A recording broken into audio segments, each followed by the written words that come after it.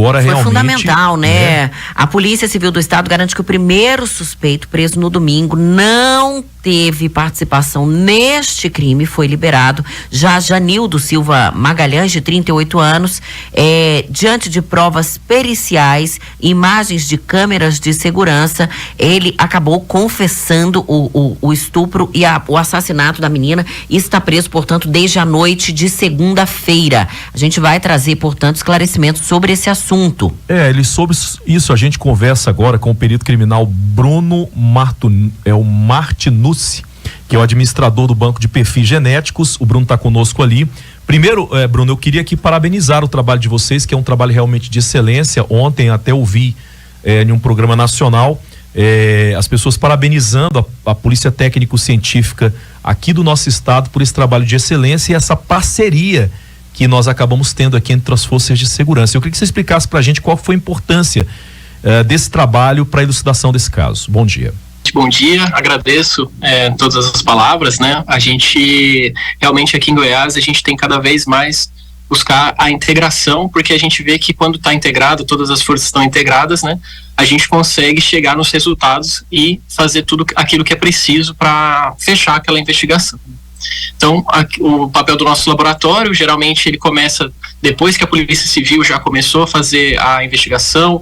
O perito criminal, por exemplo, o médico legista vai, né, no local de crime ou até no ML, chega essa amostra pra gente e o laboratório começa assim a processar para o exame de DNA. Como é que foi feita essa comparação, Bruno? Essa comparação foi feita com o material que já havia no banco e material colhido na cena do crime? Exatamente. Então, no caso da Amélia, né, nesse caso, foi feita a coleta de material biológico da secreção íntima, né, que foi encontrada no corpo, e geralmente nesses casos, quando o médico legista coleta, vem aqui para o exame de DNA, e aí a gente tenta achar um possível agressor, um perfil genético masculino presente ali naquela amostra. Com esse perfil genético obtido, né, esse perfil genético, a gente insere no banco de perfis genéticos, que é um banco que ele possui tanto perfis genéticos de vestígio, que são aqueles coletados em local de crime, ou em vítimas, por exemplo, de prática sexual delituosa, e com indivíduos cadastrados. Quando a gente colocou esse perfil genético, que foi coletado na secreção íntima da vítima, da Amélia, ele deu o match, que a gente fala, que é a coincidência genética, com outro caso de uma secreção íntima também, de uma outra vítima lá de Rio Verde, de 2017. Então, com essa nova informação, a gente consegue chegar ao suspeito daquele caso, né, a quem estava respondendo aquele caso, e aí sim partir para a resolução dessa nova investigação agora do caso da Amélia. Bruno, e tem um detalhe muito importante, assim, olha só o quanto esse banco genético é importante, porque foi num tempo muito recorde, né, a prisão do primeiro suspeito no sábado. Na segunda-feira a polícia já tinha o resultado desse exame por volta de 3-4 horas da tarde, o que possibilitou então a prisão desse segundo suspeito, apontado agora como o autor, né, Bruno?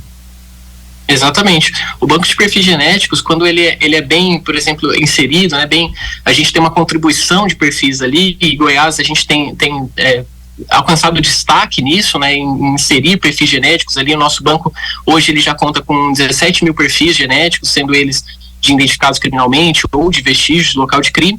A gente consegue colocar ali aquele perfil, fazer uma comparação e aí ter informações importantíssimas, como no caso que aconteceu, né, de conseguir pegar uma investigação que possivelmente, se não fosse pelo banco, dificilmente a gente conseguiria, né, comparar aquelas duas investigações, entender que elas são relacionadas e assim chegar na autoria desse crime, né, desse novo crime.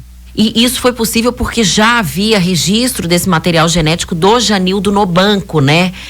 Isso foi, assim, precioso para conseguir desvendar isso aí, senão o outro teria ficado preso.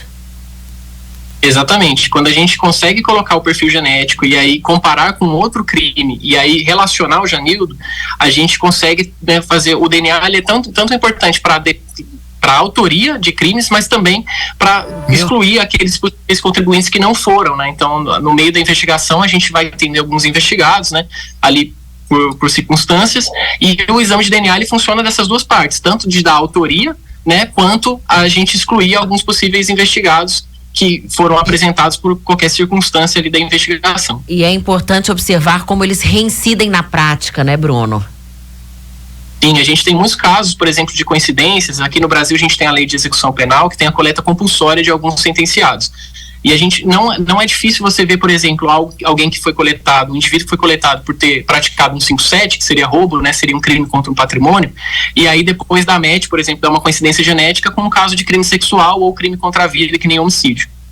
Exatamente. Bruno, olha, o nosso tempo é um pouco curto aqui, mas eu quero te agradecer demais, mais uma vez, parabenizando o trabalho de todos vocês aí, dessa força-tarefa que foi montada. Obrigado de verdade por contribuir aí com casos de tanta relevância aqui para a nossa sociedade.